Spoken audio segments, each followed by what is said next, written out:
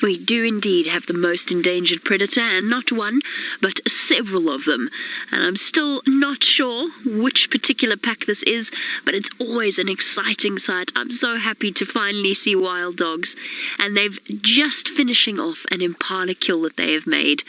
So there we go for our young viewer that asked about the wild dog and whether or not they are the equivalent of the wolf or whether they're very similar to the wolf. There you go. These are our African equivalents to wolves. And they live in packs and they behave in a way that's very, very similar to the wolf. They have an alpha breeding pair, and the whole pack is so tightly bonded that they will all care for the little ones. They are gorgeous creatures. And for our new viewers, these are not feral dogs.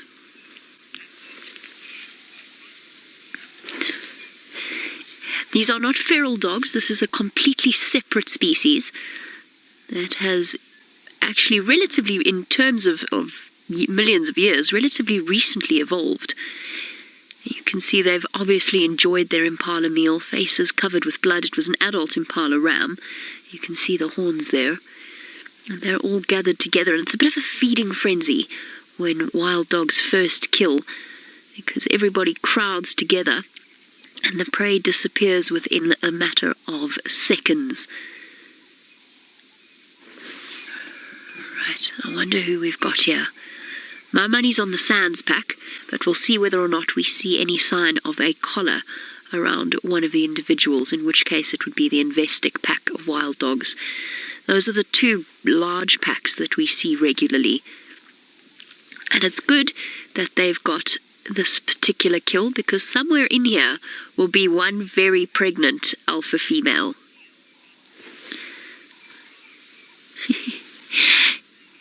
White Lady Eowyn is asking about how Ferg feels about his first wild dog sighting here. There you go. White Lady Eowyn, you missed Ferg doing a little celebratory dance in the back, but you got his thumbs up. I think he's pretty chuffed. I know I'm pretty chuffed. I'm very glad, because Fergus has been asking me for wild dogs for a while now. I haven't been able to deliver. Those fluffy white tails. Each one, of course, with completely individual markings, splodges of paint, if you will.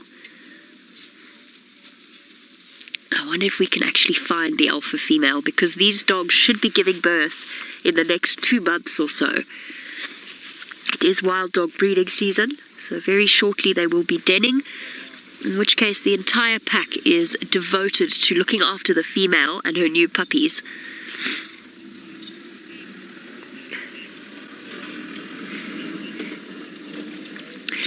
MJ? No. Actually, these dogs are not closely enough related to other dog species to actually breed with them. So they would not breed with a domestic dog. If they met with a domestic dog, they'd actually kill it. They're far enough removed. Look, I think if you created a really artificial situation, perhaps you might get into breeding, but I don't think so. I think their chromosome numbers are completely different. They're a completely separate genus. Yes, they're in the canid family, but they are a completely different genus to the jackals and to wolves and to domestic dogs as well, which are all part of the Canis genus. So they are something completely different, and it's visible in physical differences as well. If you, for example, look at their front feet, they don't have a dew claw. They only have 4 toes. They don't have 5 toes in the way that your domestic dog does. So if any of you are sitting watching Safari Live with your dogs with you, grab their front paws, if they'll let you, and have a look at the toe structure of the front foot. It's completely different in wild dogs. They're missing that 5th toe completely. It's been dramatically reduced. And that's something that's quite fortunate, because we have a species called a wildcat, which can breed with feral cats, and that's one of the biggest threats.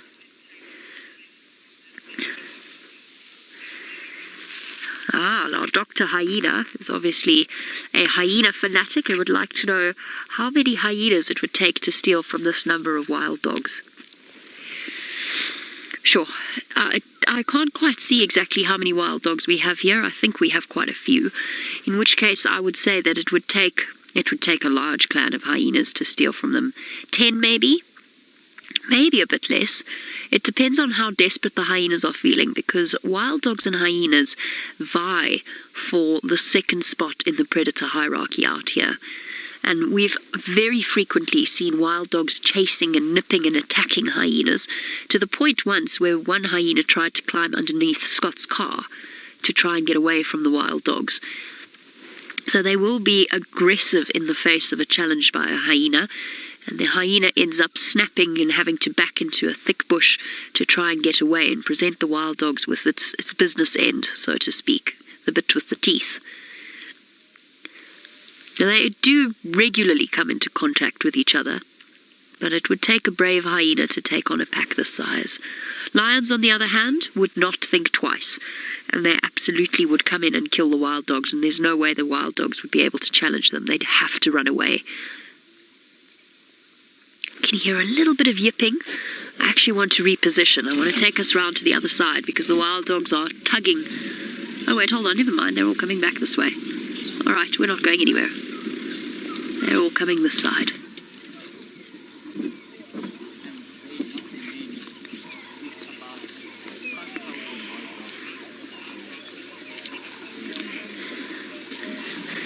Now, little one Naira, talking about the fluffy white tails, yes, it does serve a purpose, especially when they're hunting together cooperatively as a pack.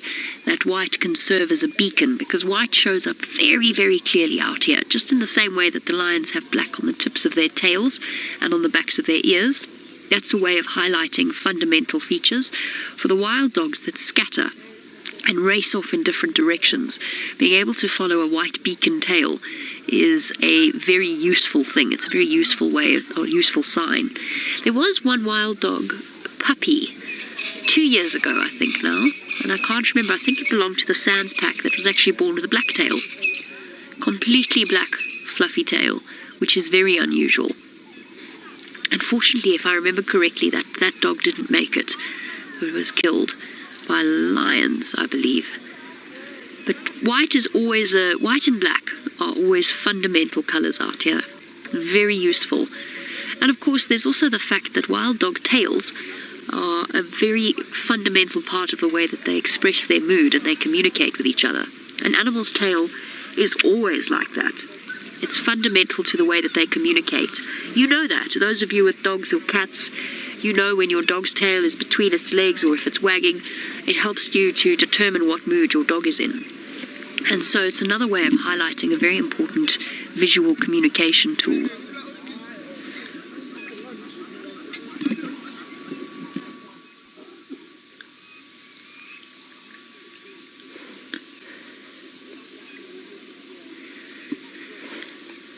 This is awesome. And they're still, and we don't have to race around. We can actually sit and watch them.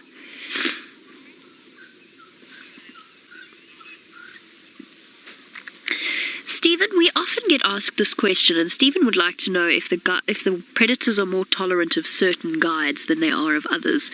I don't think there is a massive difference, no. I certainly think that your tone plays a role in the way that all of the animals respond, especially elephants, not just predators. And obviously you speak in a low tone, you speak in a calming tone, you don't go shouting around next to them. That's just basic manners, really. But I don't think that they respond differently to different guides out here. You could get a situation where one particular guide spends an inordinate amount of time with a certain animal, and perhaps that animal might learn about that particular guide. One thing I can tell you is that animals respond, if they are not treated well, they respond differently to different sounds of vehicles. Luckily for us, all of these animals are treated ethically, so they don't treat us any different. Right, speaking of predators and their reaction to the vehicle, let's see how the lions are feeling this morning. Well, the lions are still busy hunting. That female that we saw flanking round seems to have gotten to the other side of the impalas, and all the other females just stood up because this impala slowly started trotting towards them. So let's see how we go, but it looks like they might start their hunt again. And what's interesting is that Rex told me that now on foot he had tracks for a lioness going into this area by herself. So that must be the pregnant female, and like I say, it is amber eyes.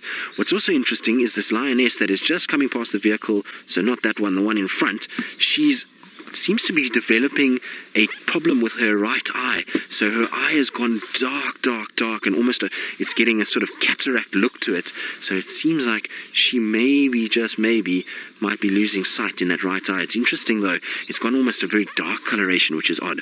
But look at all the cubs now filing past. It's now time to move. I think cubs are hungry, so they're waiting to hear what's going on. But isn't this cool? We have been so spoiled this morning. The Nkuhuma Pride has been everything that they've lived up to. Well, they've lived up to everything that they kind of are for us. The fact that they have been active, they've moved, they haven't just been flat. They've been doing everything. They've been playing, they've been hunting. It's been the most spectacular morning with them, and I've thoroughly enjoyed having them back. And I hope that this is a sign of what's to come over the next few months of them being back in the area. It is too early to say that they're officially back, but the fact that they are where they are, this is the first time in the entire time that I've been at Safari Live, which is now almost, we're going on to 5.5 months now, the first time that I've seen the Nkuhuma Pride in this area, which is very exciting. It means that they're coming back into those old areas, and this is what they do. They tend to do this in the winter months. The summer months they disappear, and then in winter they seem to love spending more time on Djuma. And I'm really impressed at how well the cubs look. They're kind of all looking in really good condition. Now I'm going to try and turn so that I can make Craig's life a little bit easier, because he's battling to shoot through all of these trees. But what an incredible morning. Lions, wild dogs, hyenas, elephants, James being a paleontologist. It's all happening this morning, and really is been the most wonderful start to the day. And hopefully this trend will continue tomorrow for Saturday, because wouldn't it be nice if the Nkuhuma Pride was around for Saturday? That would be a good sign. I don't know when the last time we had the Nkuhuma Pride for Saturday was. Maybe last year sometime. Now,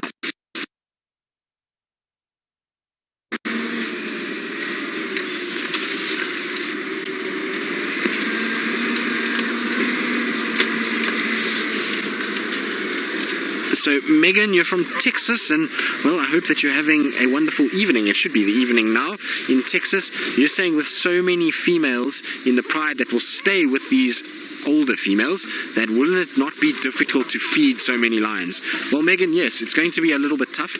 You'll often find with lions that they do start to split pride. So the Salala Pride is a prime example. The Salala Pride is now broken into 4 different prides, because there's over 40 of them in total in that bloodline. So you've got the Mangan Pride, you've got the Mangan Breakaways, which, like I say, have been renamed by Mala Mala, but I don't know what the name is. I think it starts with a K or something, I can't remember. And then you've got the Salala Breakaways and the Salala themselves, and that comprises over 40 lions. So when they get to sort of bigger sizes, then yes, it becomes a little bit harder to feed themselves, and they will then sometimes split. The thing is that 11 lions like this, what we see now with these Nkuhumas, is really not too much of a stress. These 11 are okay. They'll be able to still sustain themselves and find food. You must also remember that out of the 11 here, there is, I think, 1 young male left, and so that young male in all likelihood is going to end up going off on his own, so you're actually only going to end up with 10. And we're not in the safe point yet. We still have that stage where these lion cubs can be killed if a new set of males comes in. But look at this. This is so cool. That's as good a picture as it will get. Look at the lionesses and the cubs all on this termite mound with this massive jackalberry. There we go. For those of you that like screenshots, that is it. Screenshots of lions on a termite mound, big tree. Absolutely perfect. And they're very alert. They can hear impalas alarm calling, and those impalas can't be alarm calling at them. It's too far away. So I wonder if it's not the 4th lioness or 5th lioness that is slowly heading back to these guys.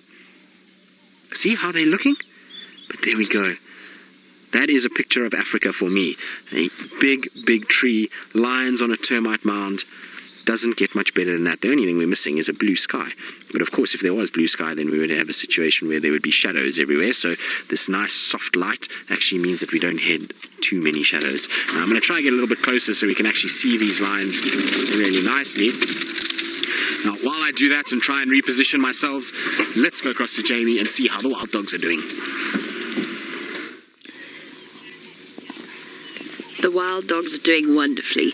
Now that they've got full bellies, they are all feeling particularly playful, and they've been chasing each other around and squeaking and play fighting. It's just too wonderful. I can't describe the wave of affection that I get when I look at these creatures.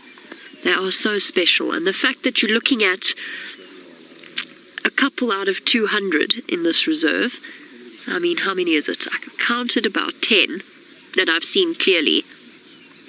Oh, somebody's getting their ear bitten.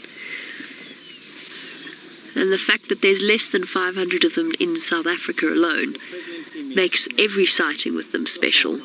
Especially when you see moments like this, when you can see the affection between the different members of the pack. Playing, nipping. It's just so fantastic.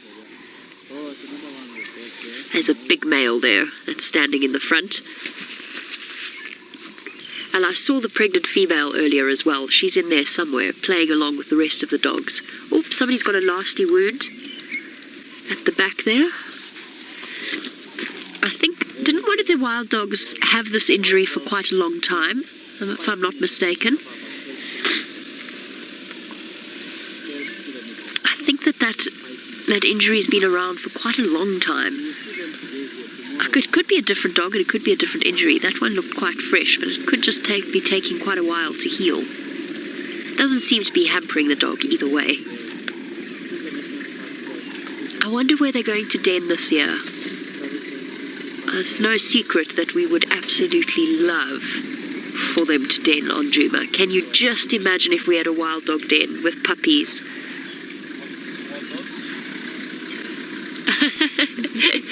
I'm chuckling because Shamsun seemed to predict my thought pattern and wants to know what are the chances of that happening.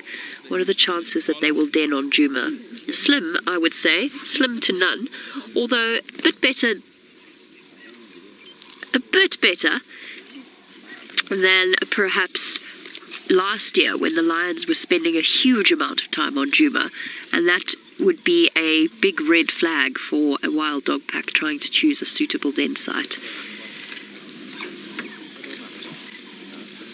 Perhaps we have a chance, but I don't think so. Chances are they're going to go and den in their regular places, which I think for the sand pack, if I'm not mistaken, is a property called Ottawa. Now, unfortunately, we don't have that much more time to spend with these dogs. We're going to have to move out of the sighting shortly to make space for other vehicles. And there you go, Michael. Yes, wild dogs will regularly use the same den site year after year. They can change. They're not strict about it. They can swap around and they can use different den sites at different times. Especially if they're, like I said, if there's a situation where the lions are spending a lot of time near their regular den site, they might decide to go elsewhere. There's some perfect termite mounds on Djuma. I'm sort of trying to get that message through to them via subliminal messaging. Okay, guys, come to Djuma. It's nice there. There's lots of impala. Lots and lots of impala. And some termite mounds. It's a good spot. Starting to feel like a property developer or real estate agent. Start cold calling them. I'm going to start cold calling them in the middle of the night. Hey, wild dogs.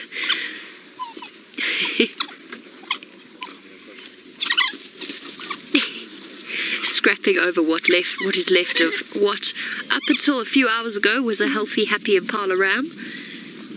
That's what happens during breeding season. The rutting season of the male impala, they're just not paying the same attention that they might otherwise. And all of the predators can take advantage of that.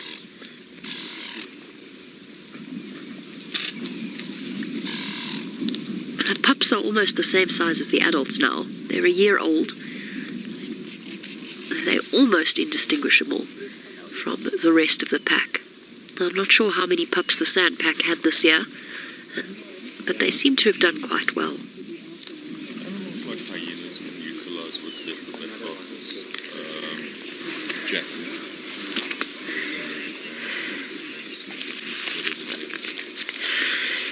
We've spoken about the fact that they are one of the most endangered predators that we see out here. In fact, the second most endangered canid in Africa. And Sid, you want to know if the populations are rising or falling? To the best of my knowledge, they've remained relatively steady, but I think you'll probably find that in all reality they're actually dropping a little bit, because these are creatures that need huge amounts of space, which inevitably brings them into conflict with human beings. And they're seen as a pest in certain areas because, of course, they're such effective hunters, and their numbers have to consume large amounts of meat, such that they could be a serious threat to livestock, unfortunately.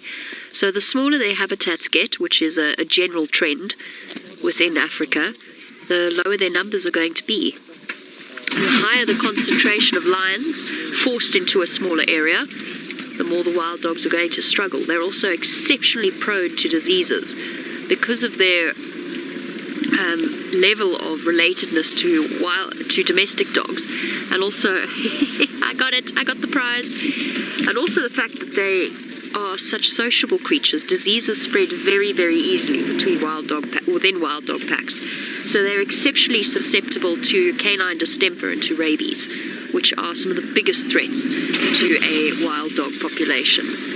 We're just going to have to do some shuffling to make space for Ryan's guests to come and join us. Just wait for... Oh, how's it, Ryan? How are you? Good, thanks. And Painted Wolf, who is onto a good username there. Painted Wolf would like to know if it's possible the decline of wild dogs is related to their rather unfortunate name, because a wild dog sounds like a feral dog, something not really worth protecting. I think that there is a vague connection, and I think that the name change is a very good idea, to try and change them to Painted Dog or to Painted Wolf. It will certainly help to reduce the stigma attached to them, but I don't think it's really...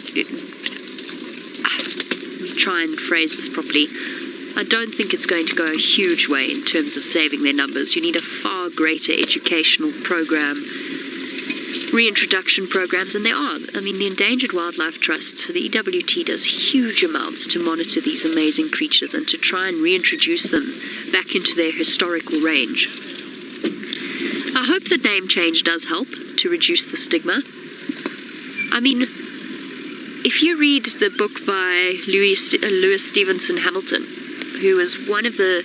He basically was instrumental in founding the Kruger National Park back in the 1920s.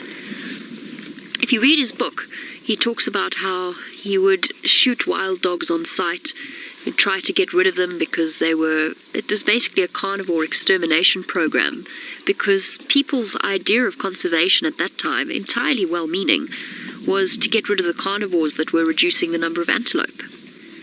So terribly, terribly misguided.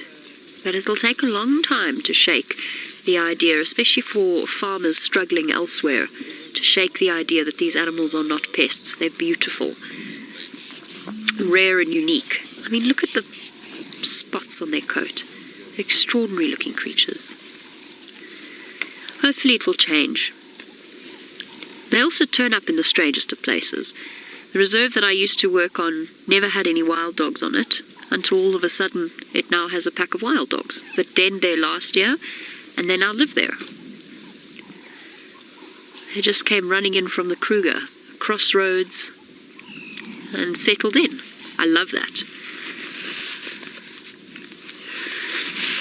Jules, you want to know what the local or Shangaan name for wild dogs is? Mahloa. Mahloa is as far as I know, the Shangaan name for wild dogs. You'll hear us call them Madash a lot on the radio. That's part of Game Drive.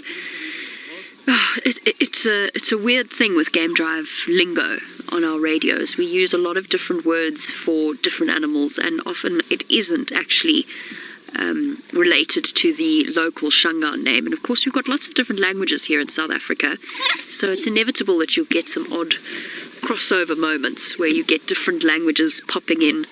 English, Zulu, all sorts of things. And Ngala is not the name for lions either, the Shangaan name for lions. Hold on a second. Let's just go forward a little bit. We'll get a better view. So Mahloa. The HL sound is the HLA sound. Mahloa. Not entirely sure how to spell that though. You'd have to ask James. He's much better at languages than I am. If I had to guess, I would say M-A-H-L. No, I'm not going to guess. I don't know. We have to ask James.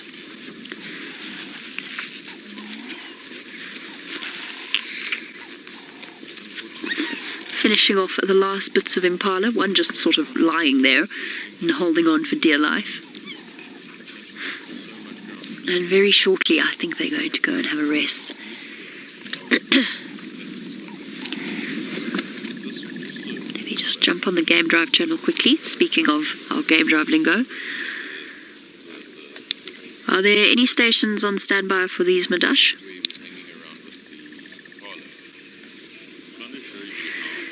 Copy, copy. Standby 1, you can make your way. Okay, everybody, it's time for us to say goodbye to the wild dogs. Unfortunately, there are other people that would like to come see them. If they stick around towards the end of the sunrise safari, we might be able to make our way back in. It just depends on how things go. I don't want to leave either, I promise, but it's only fair that everybody gets an opportunity to see these wonderful creatures. And it would be tragic if a guest didn't have that opportunity.